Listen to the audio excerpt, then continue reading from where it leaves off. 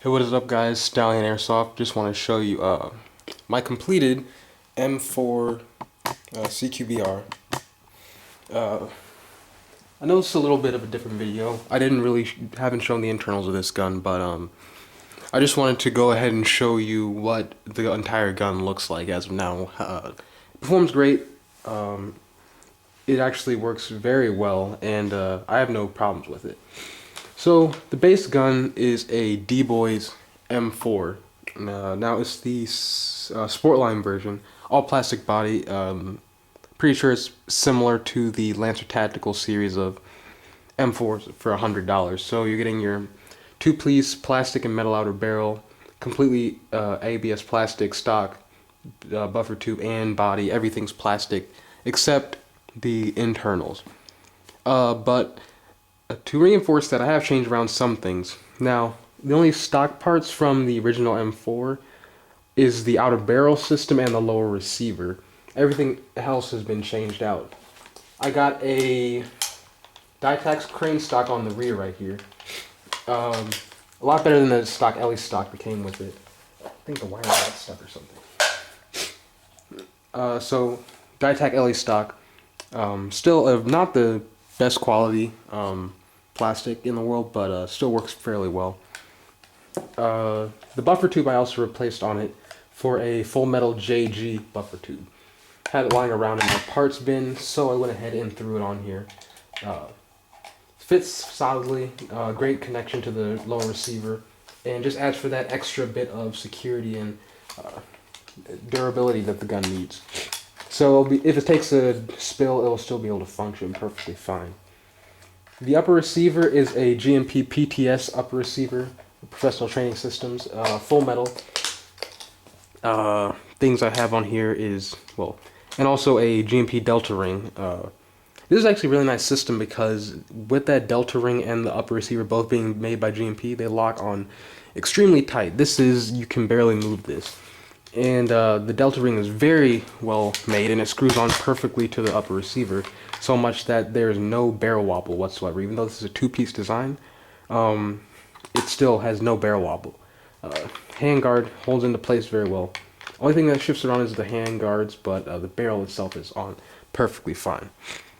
But yeah, the PTS styled upper receiver has the different styled forward assist, and as with most GMP, or all GMP guns, the dust cover is not closed. I used the stock, or the carry handle that came with it, but I cut it down for a CQBR style rear sight, and I have my NC Star red dot sight on the top. Dytac Hydra Dipped Desert Digital handguard with, I'm not sure the manufacturer, but this is made for Real Steel Firearms. A tri-rail system with 45-degree angles on both sides and then one on the top. Screws right into the standard M4 handguard, and a tack light that I got from eBay, or I think Amazon, for like 20 bucks. So it has different lighting, strobe modes, and SOS signaling. Pretty good. And the new motor grip is by Element. It's like a Magpul style motor grip, so that's always nice, an great add feature. Charging handle is by Madbull as well, so that's pretty much all the external upgrades I did to this gun. Now, for the internals, it was made to be a balanced build. Honestly, the only parts that are not stock is the motor and the piston. I believe everything else is completely stock with what came in the gun. Now, as this was being a D-Boys M4, based on the Lancer Tactical model, it actually has the exact similar internals as that one would have. So you're going to come with the 7mm ball bearing bushings, or roller bearing bushings, I should say. Ball bearing spring guide with a metal base and a plastic shaft. You're going to come with a ported piston head with a, I believe it has a bearing on it, I'm not particularly sure. But, and just everything else is pretty much what you would expect to have. Things I did to this gun is just standard tuning, other than the motor and the piston, so I could upgrade the rate of fire using 11.1 volt LiPo, and it would not blow up the piston automatically. Stock gears have been shimmed, no short stroke, so it's on full stroke, and I believe it's on the stock, well, it is on the stock spring that came with the gun. Actually, take that back. This was the CQB model of the D-Boys M4, so this one was supposed to be shooting around 350s, which means they cut down the length of the spring. So I just got another stock spring, about the equivalent of an M110 spring that I had lying around, and threw that in there for a little bit higher FPS. Let's see. Things I did to the internals were pretty simple.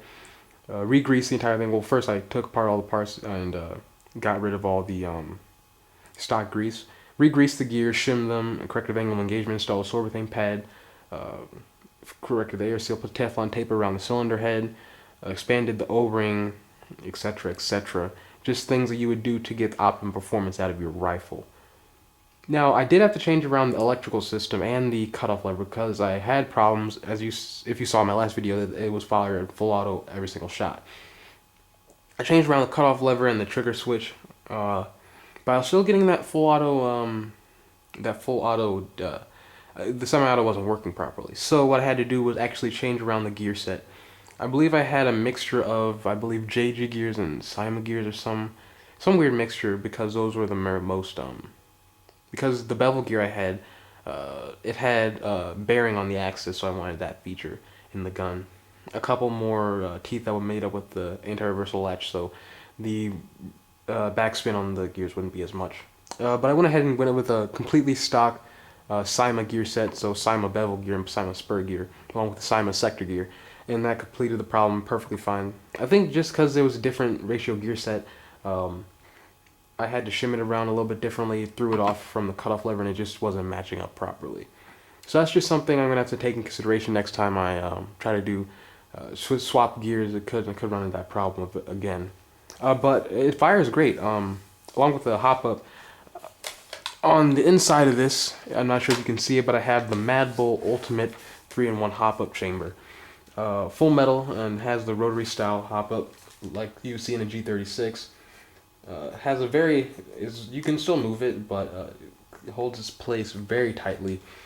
I have a JG blue hard bucking in there with a custom cut eraser nub, and I have lapped the inner barrel, which was the stock inner barrel. So it's still getting very good accuracy out past 200 feet. Again, no complaints. It does what it needs to do, and it does it very admirably. Now, a lot of people would say, oh, why are you going to buy a Type bore barrel, or are you going to get a different bucking, or etc.? I'm going to say at this point no, because again, a barrel lap kit is something I would recommend to everyone. It's a really easy way to get aftermarket performance in your stock inner barrel. Again, I like to say this all the time. Consistency of the inner barrel is more important than the bore of the inner barrel. So, although it's about a 6.07, 6.8, or 8 bore inner barrel, since I lapped it, the inner surface is pristine, and allows the BB to just fly through without any imperfections throwing off the trajectory of the BB. The JG Blue bucking also had a good mound. It was a hard bucking, so it wouldn't lose its shape. And the custom cut eraser nub, after putting a little coating of super glue on it, it would hold its shape as well. It gives me a nice flat trajectory on the BB. Now on my other guns, like my AKs and I believe in my G3 as well, I have a flat hop mod installed. This one does not, it just has a JG Blue bucking. I wanted to see if I really need to do flat hop. According to this, I really don't see a difference. My flat hops just have a little bit more range than this gun. But then again, this is made to be a CQB gun in the first place, and shooting out to 200 feet isn't a slouch at any stretch of the imagination. So it still has great accuracy and great consistency, just not the range you would be able to see out of a flat hop or R hop mod if you were to do that. But other than that, it feeds great, shoots great, and it just is a blast to use. I'm going to hook up a battery real quick and show you guys the performance in semi-auto and full auto firing modes. This is my Zippy Compact 11.1 volt 25C 2200 milliamp LiPo battery.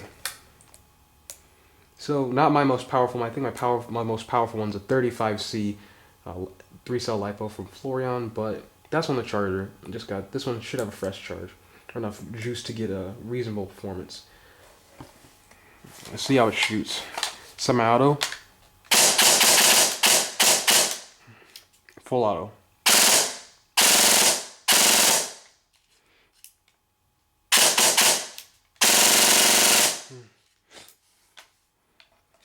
So it's pretty good. I think, I'm not sure exactly what happened there. Um,